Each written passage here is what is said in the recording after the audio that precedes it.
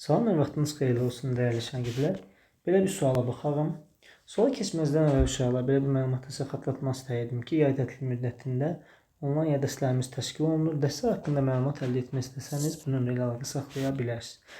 Bizə uşaqlar baxın, burada bir kompleks ədəd verilibdir. Deyir ki, köklərindən biri verilib uşaqlar.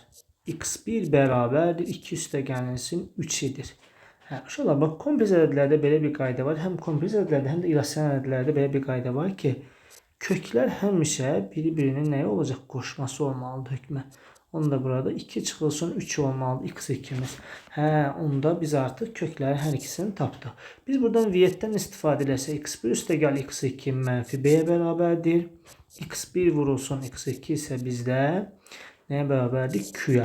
Gətirib burada yerinə yazsaq, x1 x2'nin topası 2 üstəgəlsin 3'i, üstəgəlsin 2 çıxılsın 3'i bərabərdir mənfi b-yə. Bunlar getsə, mənfi b bərabər 4'ə, b də bərabərdir mənfi 4 alırıq. Sonra bunları bir-birinə vursaq, 2 üstəgəlsin 3'i, bir də 2 çıxılsın 3i bərabərdir Q-yə. Bu da a minus b, a plus b-nin açılışı olduğuna görə 4 çıxılsın 9i kvadratı bərabərdir Q olacaq. Burada i kvadratı mənfi 1 olduğuna görə 9 çıxılsın 4 çıxılsın 9 vurulsun mənfi 1 bərabərdir Q-yə. Buradan da Q-nü biz alarıq uşaqlar 13. Bizə də deyir ki, b ilə Q-nün hasilini tap. 4'ü də, mənfi 4'ü də 13'ə vurduğumuz zaman cavabımız eləyəcək mənfi 52 D variantı uşaqlar. Bu tip videoların ardından gəlməsini istəyirsinizsə videonu bəyənib kanala abunə olmağı unutmayın. Sağ olun.